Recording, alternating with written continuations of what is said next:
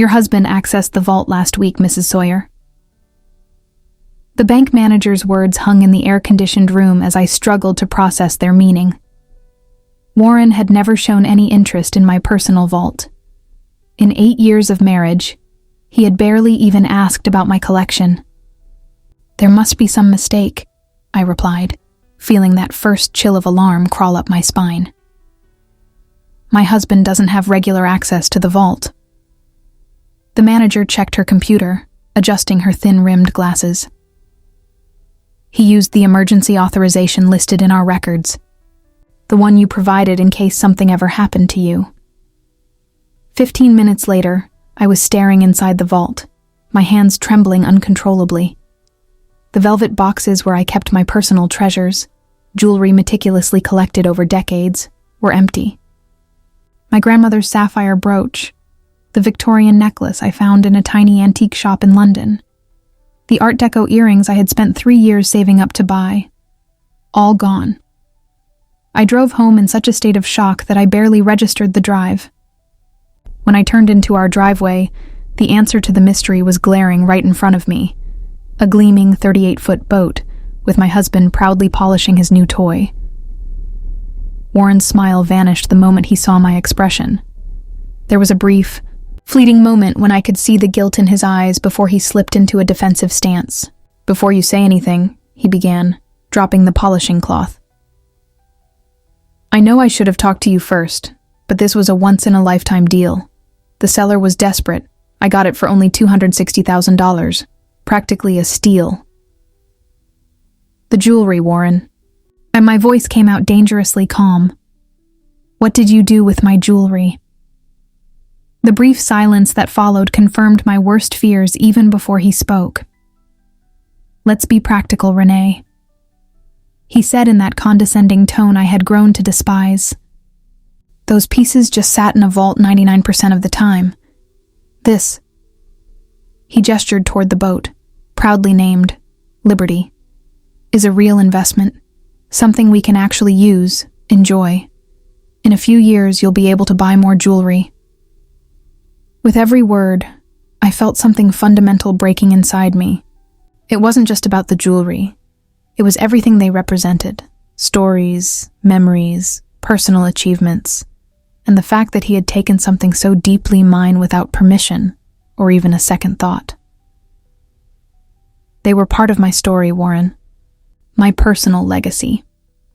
His gaze hardened then, all pretense of remorse evaporating.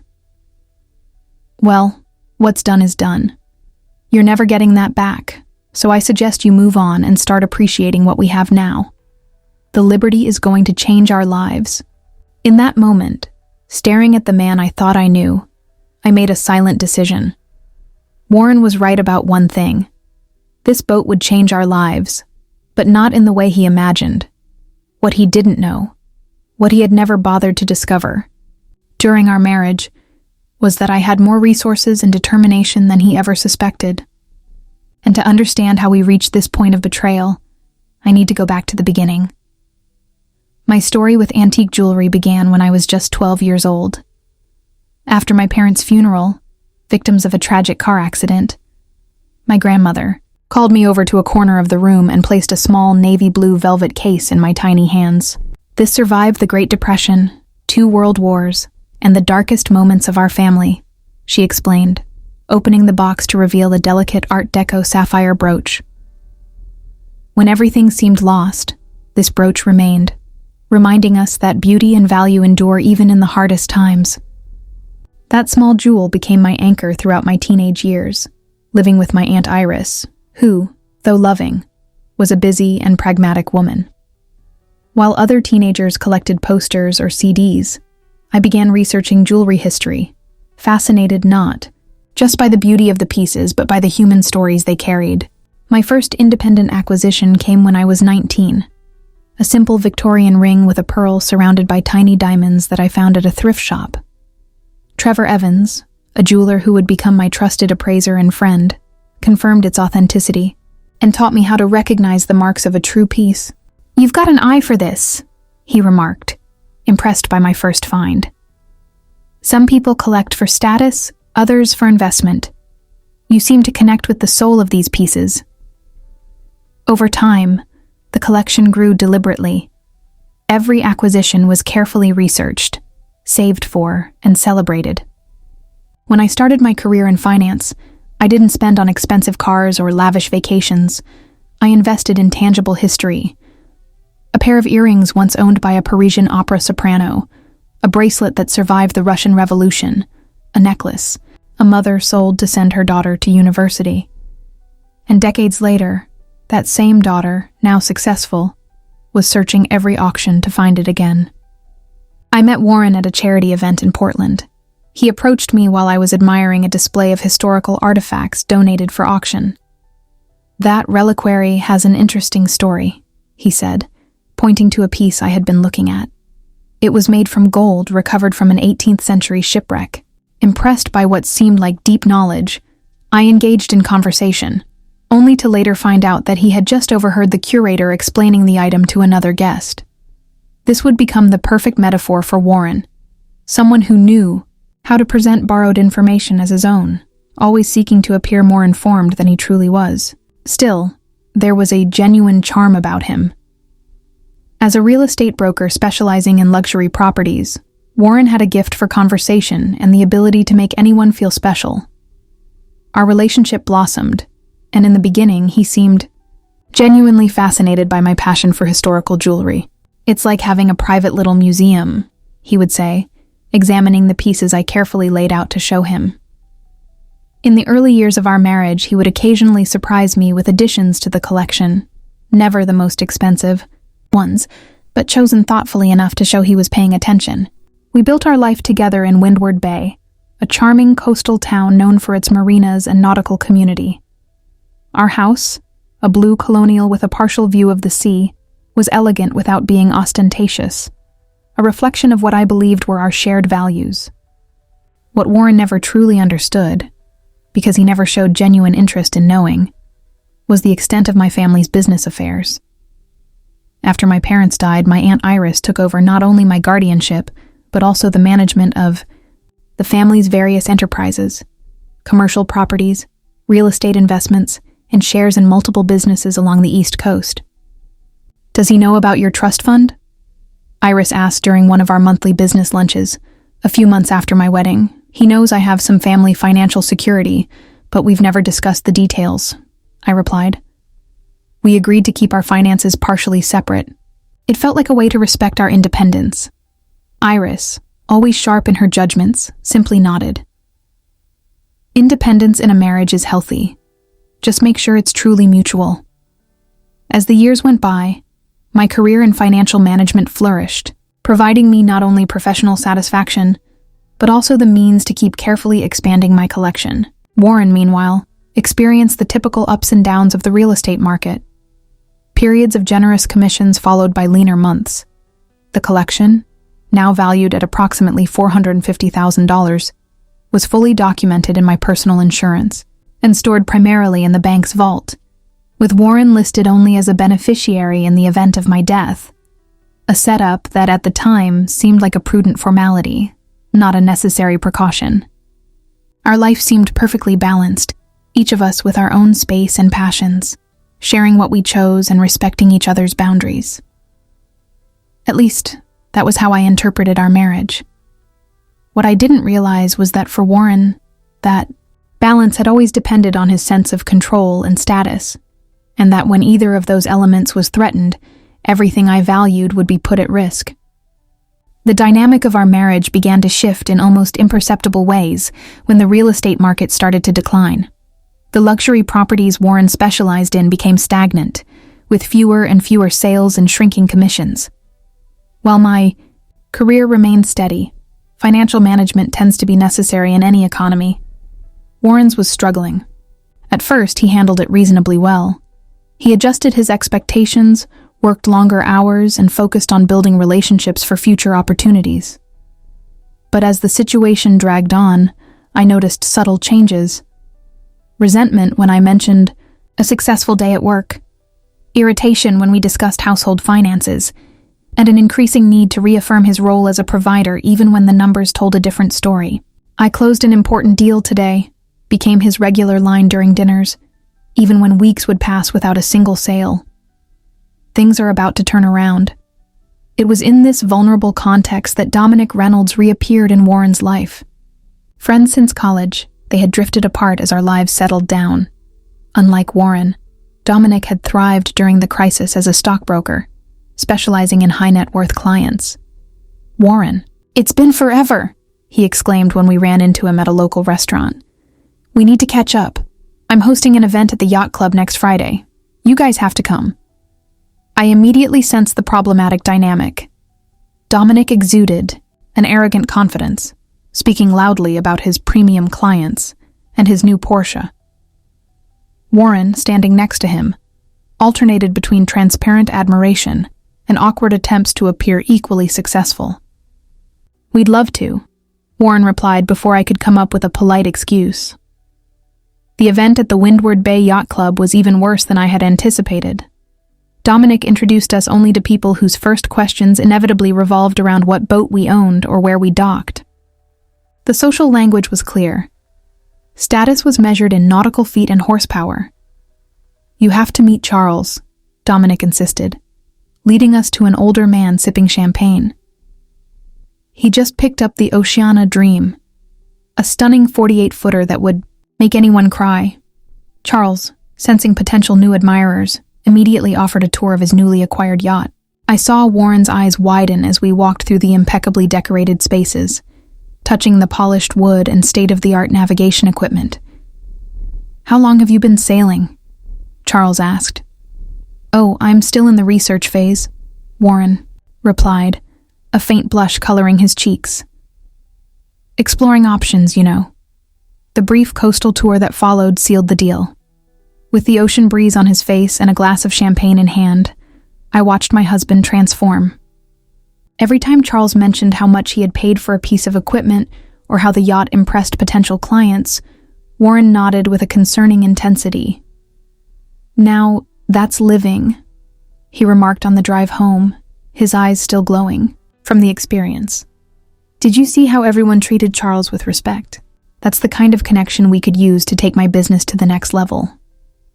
"It was a pleasant outing," I responded carefully. "But yachts of that size are massive investments, not just to buy, but to maintain, insure, dock fees.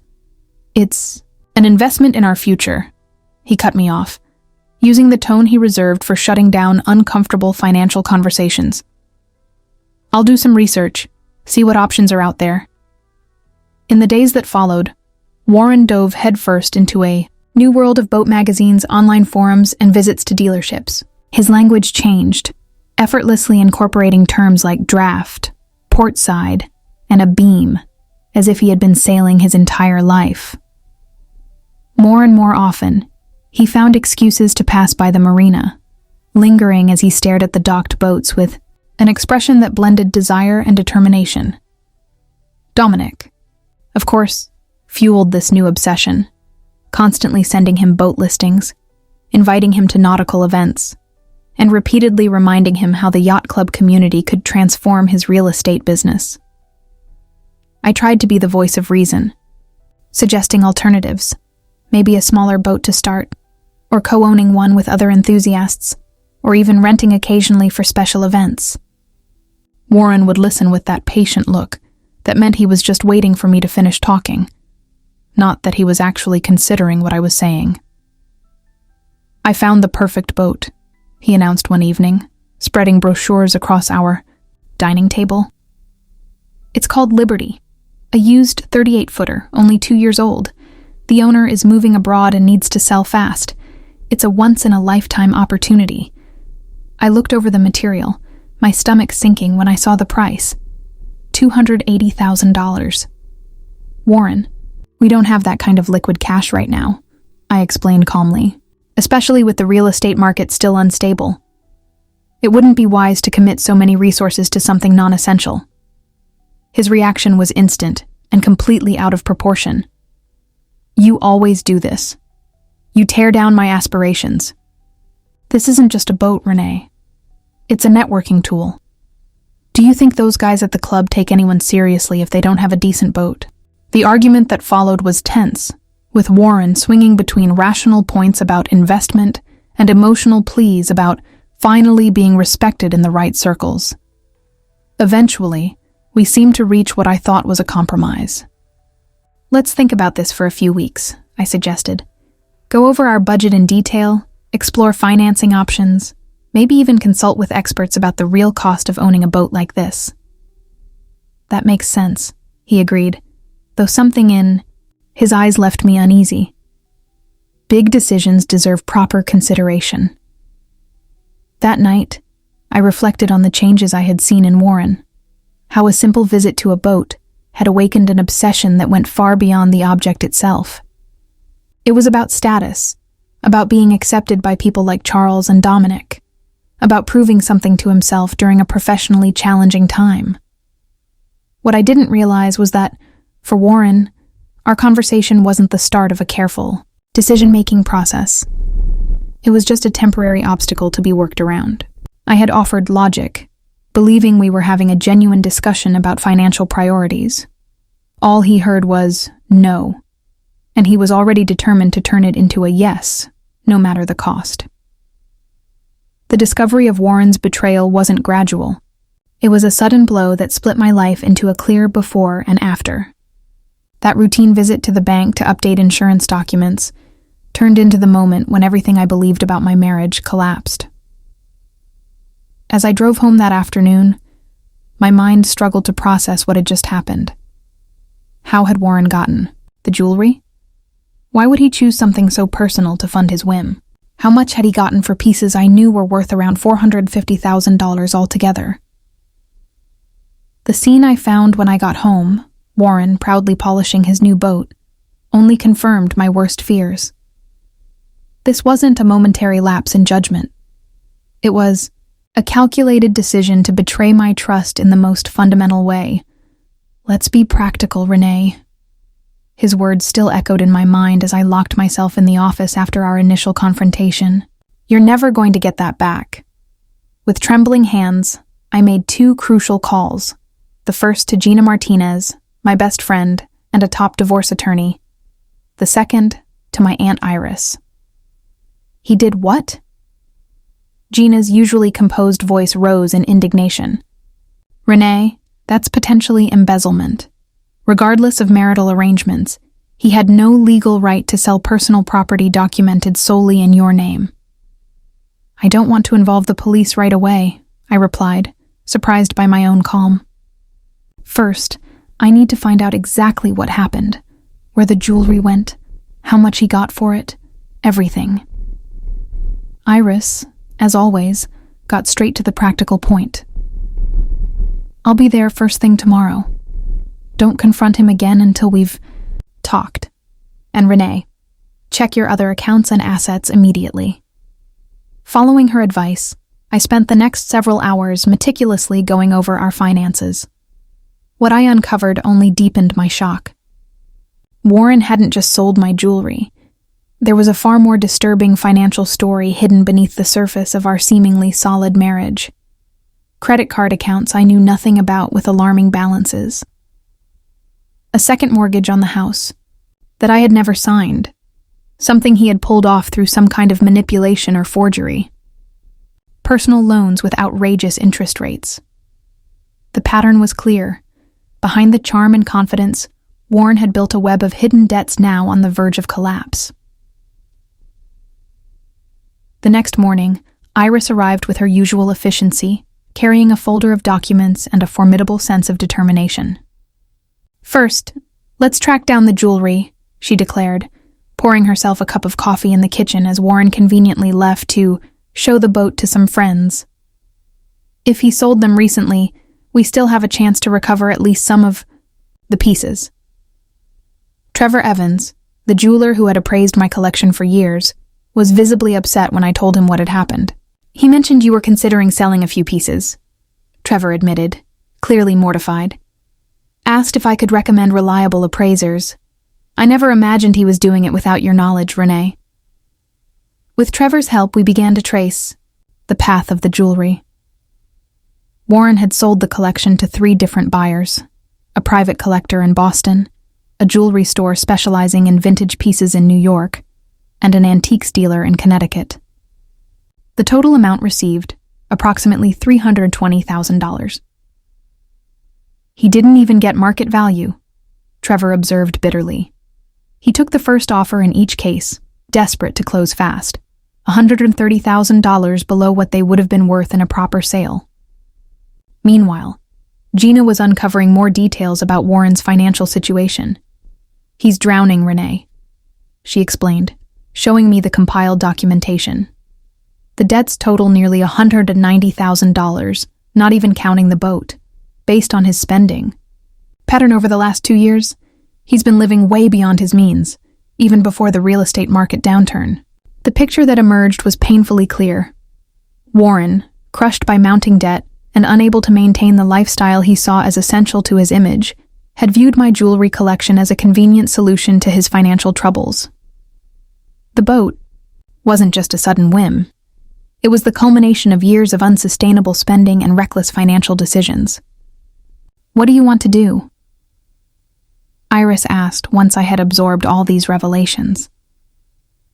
"First, I want to try to recover as much of my collection as possible," I replied, feeling a growing sense of determination replacing my initial shock. "Then, I need to decide what to do about Warren and our marriage." In the days that followed, I maintained a calm exterior that clearly unsettled Warren. He had expected tears, endless recriminations, maybe even immediate threats of divorce. Instead, I responded politely when he talked about the benefits of the boat and declined his persistent invitations to take it out for a spin with neutral phrases about being busy. Meanwhile, I was quietly working with Trevor to contact the buyers of the jewelry. Surprisingly, 2 of them showed immediate empathy for my situation.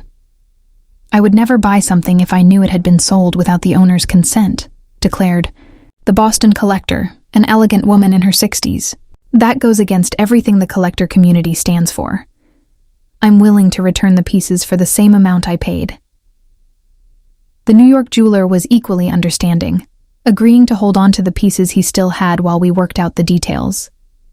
Unfortunately, the dealer from Connecticut had already resold several items, but he still had my grandmother's brooch, the piece with the greatest sentimental value in the entire collection.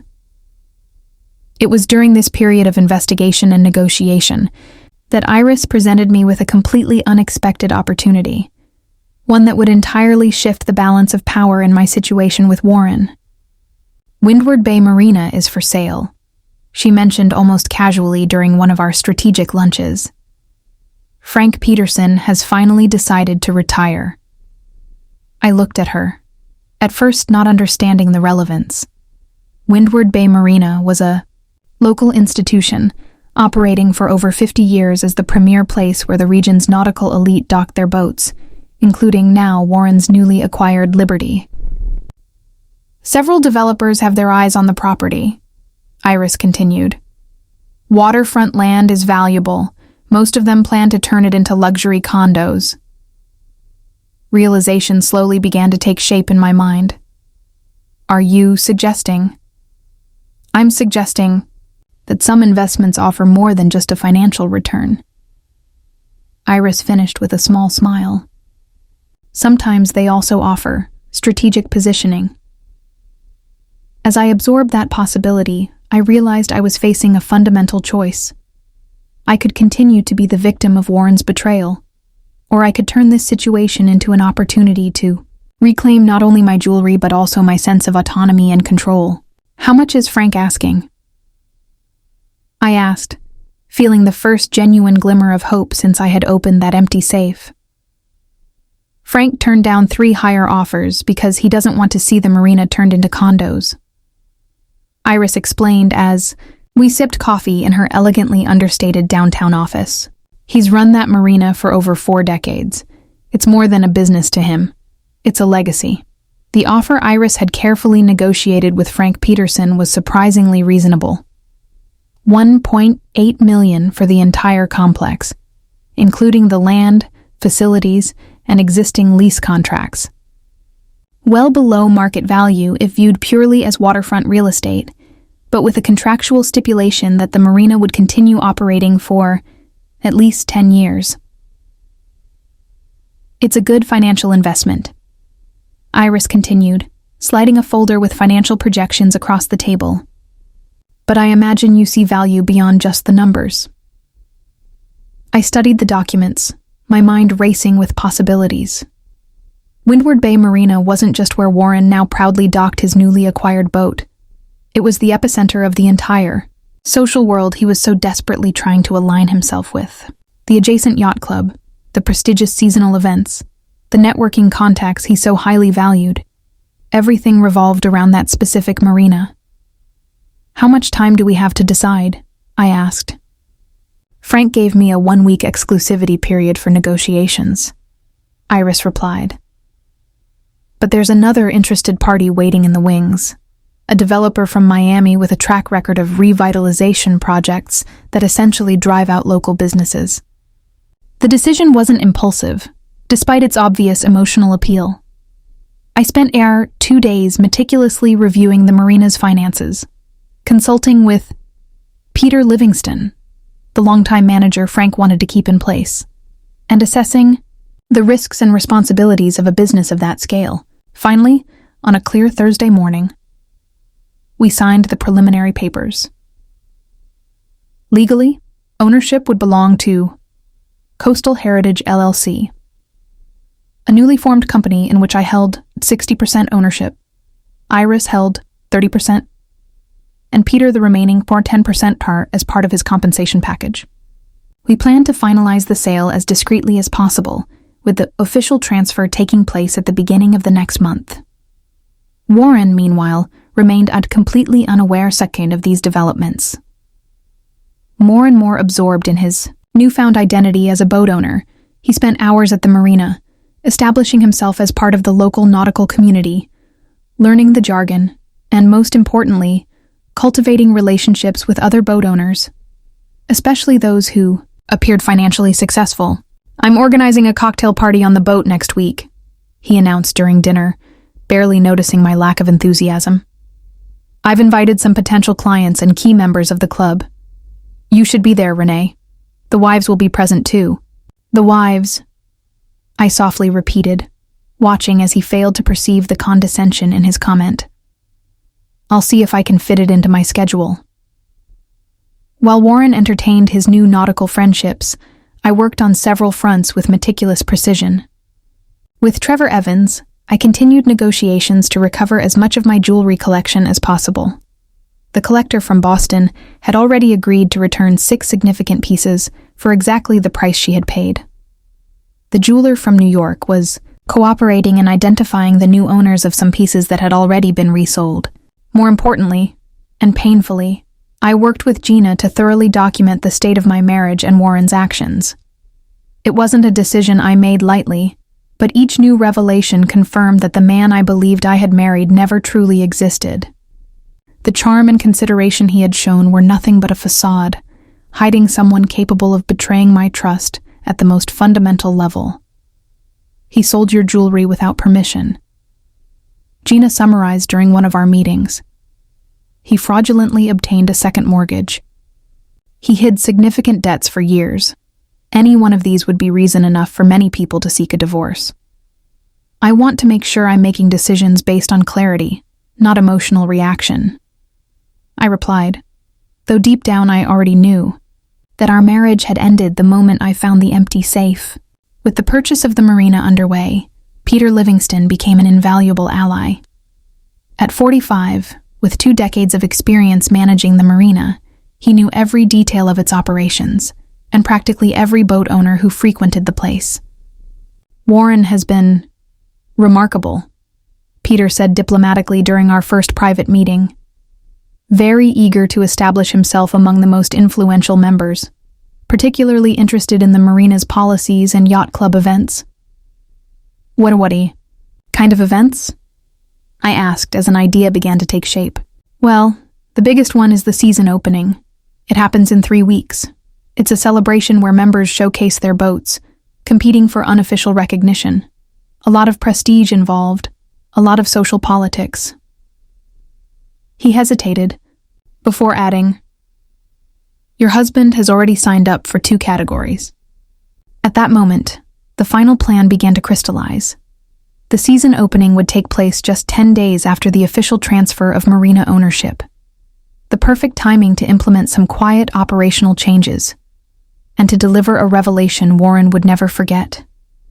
In the weeks leading up to the official transfer, I began putting the necessary infrastructure in place. Working with Peter, we quietly upgraded the Marina's security systems, installing discrete cameras and modernizing the digital registry. We contracted a new billing system that would be launched after the official handover. I also strengthened my legal position. With Gina, I meticulously documented all shared and separate finances, creating a clear record of Warren's misappropriation of my personal assets. The new trust we set up for my recovered assets was fully shielded from any future claims.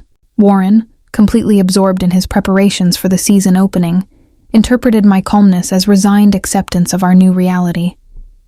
He even seemed to believe that I was getting over the jewelry incident, especially when I politely agreed to attend the event.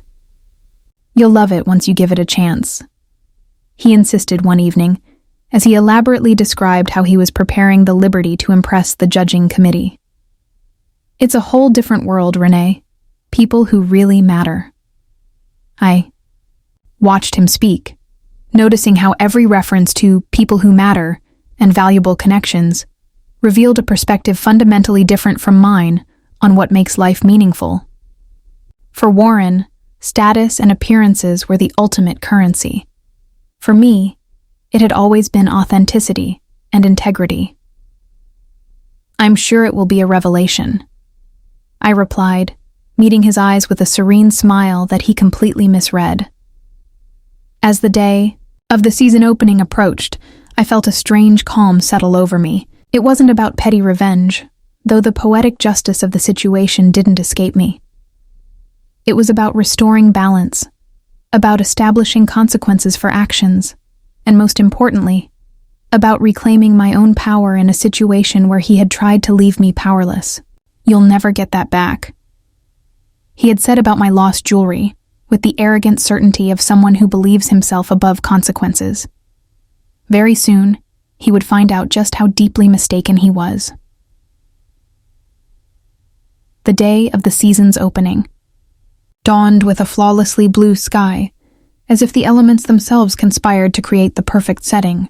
Colorful pennants fluttered along the harbor, impeccably polished boats reflected the sunlight, and a festive atmosphere filled Windward Bay.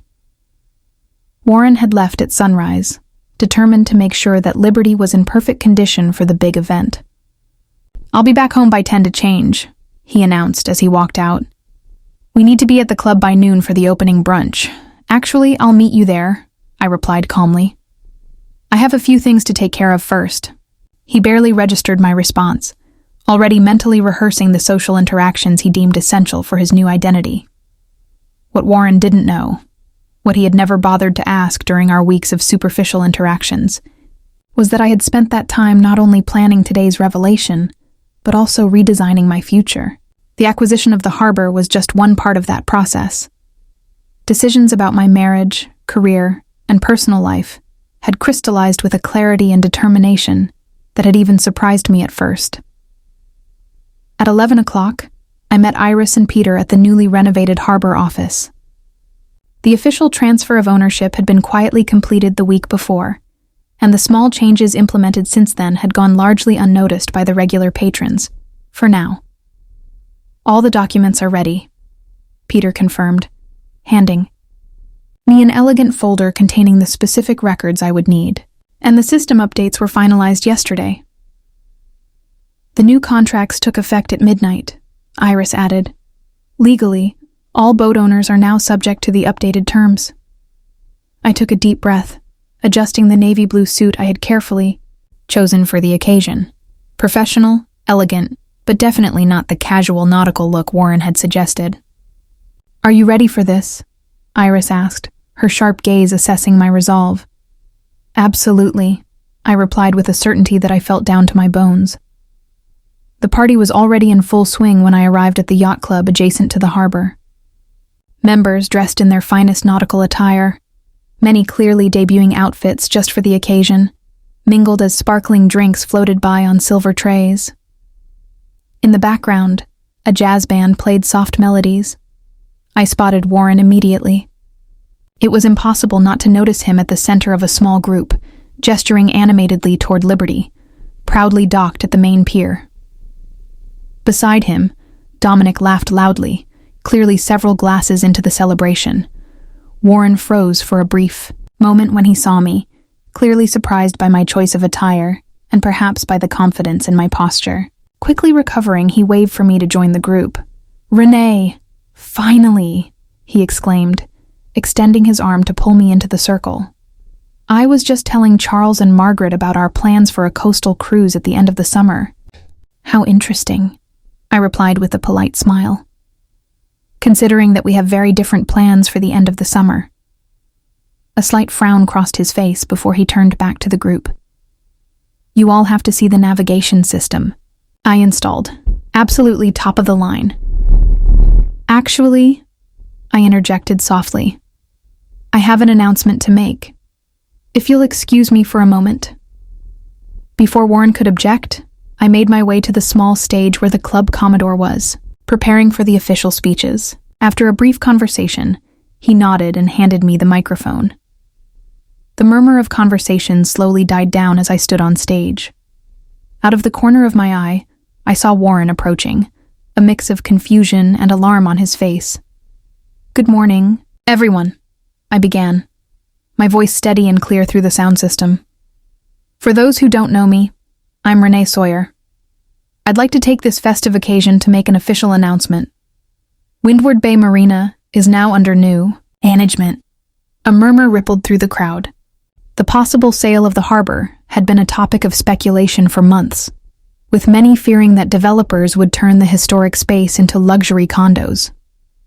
As the majority partner of Coastal Heritage LLC, I am pleased to announce that we will preserve this historic harbor as a marina, with several improvements planned for the coming years.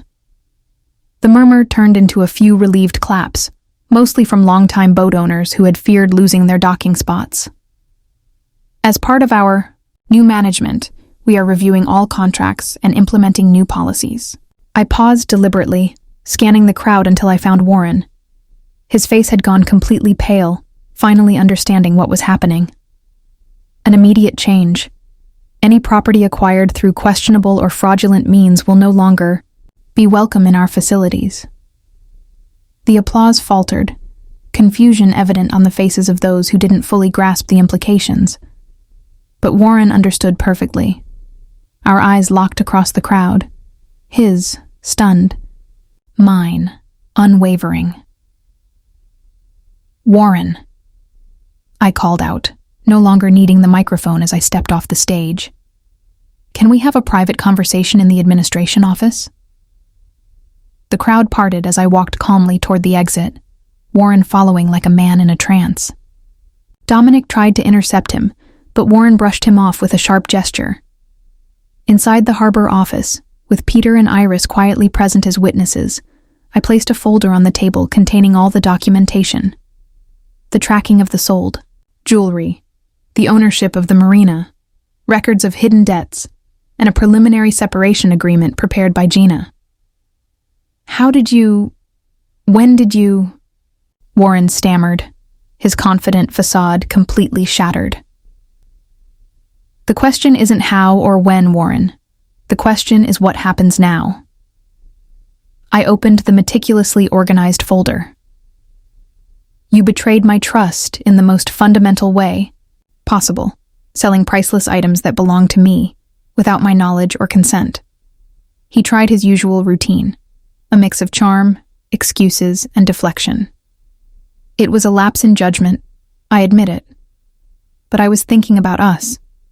The boat is an investment, a way to grow my network. If you really believe in this marriage..." "This is no longer about our marriage, Warren. It's about consequences." My voice remained calm, almost clinical. "You sold my personal assets for approximately $320,000, significantly below their real value. You used that money to buy a boat that is now worth around $240,000, due to immediate depreciation. The $80,000 difference, plus the $130,000 that represents the undervaluation of my collection, totals $210,000 that you owe me. Warren opened and closed his mouth several times before managing to speak. That's impossible. I don't have that kind of money. I'm aware of that, which is why the boat will be sold and the proceeds will go toward partial repayment.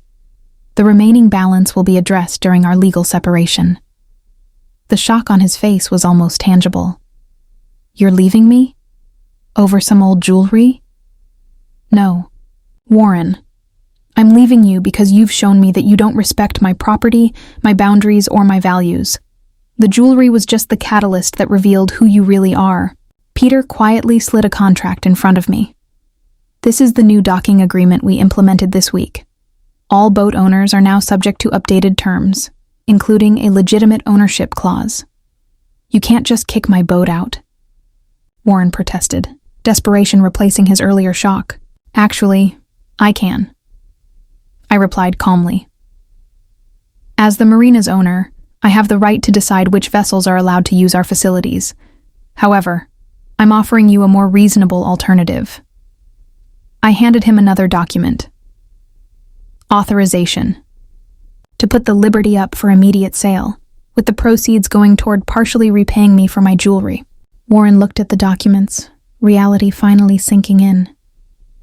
You planned all of this, he said, not as an accusation, but with a belated understanding.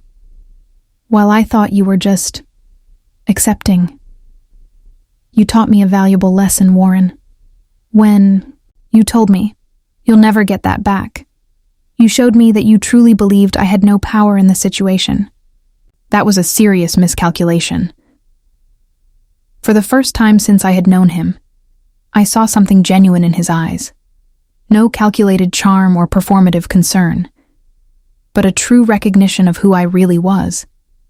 Sadly, that realization came far too late to save anything between us. What happens now? He asked, his voice suddenly small. Now you make a decision. You either sign these papers agreeing to the sale of the boat and a relatively amicable divorce, or you face a much more complicated lawsuit involving the various financial irregularities we've uncovered. I closed the folder with finality. The choice is yours. Surprisingly, when faced with the inescapable reality of the situation, Warren chose the path of least resistance. Staring at the documents in front of him, he seemed to age in an instant, his rehearsed charm and false confidence replaced by something rare in our 8 years together. Sincerity. I really messed it all up, didn't I? He asked, not as manipulation, but with a newfound clarity. Yes, I answered simply. You did. He signed the documents with trembling hands, authorizing the sale of the Liberty and agreeing to the preliminary terms of our legal separation. When he finished, he looked up at me with an expression I will never forget, a mixture of late regret and reluctant acknowledgement. It was never about the boat, was it? He remarked as he stood to leave. No, I confirmed. It never was. The following months passed with surprising efficiency. The Liberty was sold for $235,000, a significant loss compared to its purchase price, but better than expected in an oversaturated market. Warren, stripped of his facade of control and left with no viable options, remained reasonably cooperative throughout the divorce process. Working with Trevor, I managed to recover more than half of my jewelry collection, including my grandmother's brooch and several pieces of deep personal significance. Some, unfortunately, were irretrievably lost, sold to private collectors we couldn't trace or who refused to negotiate. Every piece we recover is a victory, Trevor reminded me as he carefully authenticated a newly returned Edwardian necklace. And maybe there's something poetic about rebuilding the collection, just like you're rebuilding other parts of your life. The harbor's transformation proved not only a solid financial investment, but an unexpected passion. Working with Peter, we implemented improvements that preserved the site's historic character while modernizing its facilities and practices. Solar panels were installed on the rooftops of the sheds, A nautical materials recycling program was established. Most significantly, we launched an educational program offering sailing lessons to underprivileged youth from the surrounding communities. You turned a defensive move into something genuinely meaningful, Iris observed during a quarterly meeting, visibly proud. Frank Peterson would be thrilled with the direction the harbor is taking. My personal life also found a new balance. I sold the house I had shared with Warren, too full of memories I preferred not to revisit, and bought a more modest, yet infinitely more fitting home. An old lighthouse converted into a residence at the northern edge of the harbor. From my windows, I could watch boats coming and going from the bay, a constant reminder that even the fiercest storms eventually give way to calm seas. The divorce was officially finalized 6 months after that confrontation at the harbor. Warren and I met one last time to sign the final papers, a surprisingly civil encounter given the circumstances. "You look good," he commented, noticing my new haircut and the obvious confidence in my posture. "I am good," I confirmed. "Better than I've been in a long time." He nodded, a rare moment of honesty hanging between us. "I never really understood the value of that jewelry to you, did I? To me, they were just valuable things sitting in a safe. That was just one of the many things you never bothered to understand about me, Warren." After we signed the papers, officially ending 8 years of marriage, he hesitated briefly before walking out. "What you did, buying the harbor, that was brilliant, you know. Intimidating, but brilliant." It was the closest to a genuine acknowledgement I would ever get from him, the late admission that he had fundamentally underestimated me. A few weeks after the divorce, I received a small package delivered to the harbor office.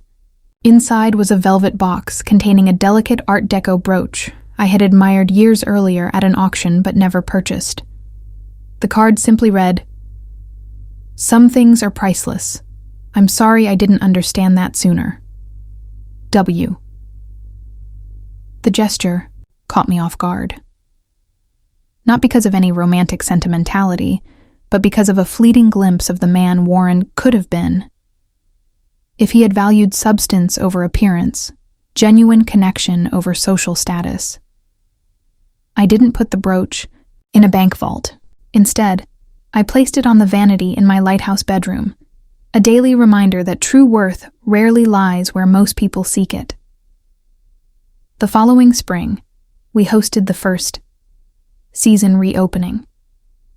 At Windward Bay Marina, reimagined not as a status competition, but as a celebration of the nautical community and the marine environment we all shared. Families with small fishing boats participated side by side with owners of luxury yachts. Environmental organizations set up educational booths. The event raised significant funds for coastal conservation. From my spot on the main dock, I watched the diverse crowd gathered, not separated by boat size or bank account, but united by a genuine love for the ocean. It was exactly the kind of event Warren would have dismissed as pointless for strategic networking, but it perfectly embodied the values I wanted to embrace in my post-divorce life. Gina found me at the reception, handing me a glass of champagne as we admired the sunset over the bay. To poetic irony, she toasted with a smile. "When Warren said you'd never get your jewelry back, he accidentally gave you something far more valuable." "What?" I asked, genuinely curious about her perspective. "Clarity," she replied simply. "Sometimes we have to lose something precious to recognize the value of what really matters." As I watched the lights of the boat start to twinkle against the dusky sky, I reflected on the unexpected journey of the past few months. Warren's betrayal had been painful, no doubt. Some of the jewelry I cherished was gone forever. But what I gained in return, self-awareness, renewed purpose, a deeper understanding of my own values, was indeed priceless. On the horizon, the first stars appeared, reflecting on the water like jewels scattered across dark velvet. There was something fitting in that image, beauty emerging from darkness, unexpected worth discovered when everything seemed lost. When my husband sold my jewelry collection to buy a boat, claiming I'd never get it back.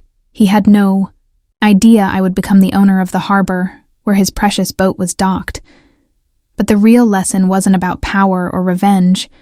It was about recognizing my own worth and setting clear boundaries. In the end, I recovered far more than jewelry. I reclaimed my autonomy and discovered a strength I never knew I had. Sometimes we lose something valuable only to find something even more precious. The truth about who we really are.